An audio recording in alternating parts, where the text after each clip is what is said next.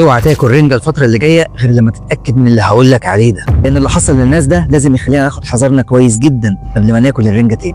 طبعا الرنجة أكلة شعبية وكل الناس بتحبها، وبالذات الناس في مصر، وخصوصا إن الرنجة من أهم الأكلات اللي الناس بتفضلها أصلا أكتر من الفسيخ أو من بقية الأكلات للأسماك المملحة. ولأن الرنجة هي سمك مدخن وناس كتير بتحبها، مش مجرد إنها سمك متساب عشان يملح، فالناس واثقة فيها كويس جدا. ده غير إنه طعمها الناس مش هتختلف عليه. بس الموقف اللي حصل معايا أنا شخصيا كان موقف غريب، لأنه زي أي حد حبيت أجيب رنجة في يوم من الأيام، ومن العادي ما بحبش اجيب الرنجه الجاهزه اللي متنضفه عشان تبقى متنضفه قدامي. يعني في بعض الناس بتلجأ لاي حد من الناس اللي بتبيع الفسيخ والرنجه وبتجيبها جاهزه زي ما هي بعد ما تكون اتنضفت وترش عليها الطحينه والشطه وكل حاجه جميله. بس الاساس في الموضوع انك تشوف شكل السمكه وتنضفها تحت ايدك عشان تبقى عارف كويس جدا السمكه دي ينفع انها تتاكل او لا. لكن اللي حصل غير كل مره، لان كل مره بيتجاب السمك عادي وبيتم تنظيفها وبحب انها تنضف في البيت. بس المره دي السمكه بعد ما اتفتحت لقيت فيها حاجه غريبه جدا، شويه دواير او اشكال لفتل موجوده جوه البطروخ بتاع السمكه، وموجود منها اجزاء في السمكه نفسها. وبعض الناس اتكلمت الفتره اللي فاتت على السوشيال ميديا على انه في بعض سمك الرنجه بيبقى فيه انواع ديدان او طفيليات معينه، وفعلا حبيت اتاكد من الموضوع،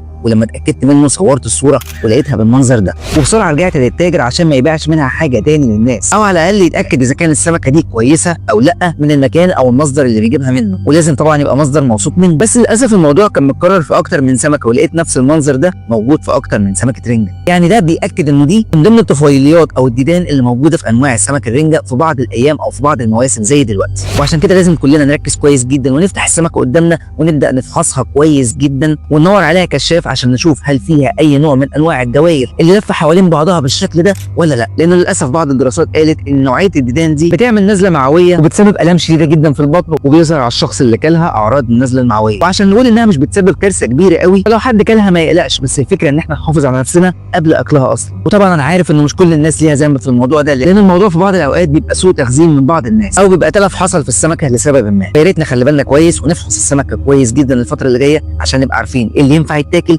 وايه اللي ما ينفعش. انا عادل المجدي، شير كتير جدا للفيديو ده عشان كل الناس اللي ما عندهاش المعلومه يوصل لها المعلومه دي، ونخلي بالنا ونحافظ على صحتنا كويس جدا. ومستني تقول لي هل انت الفتره اللي فاتت كلت رنجه ولقيت فيها المنظر ده، ولا ما لقيتوش او ما كنتش تعرف الموضوع اصلا.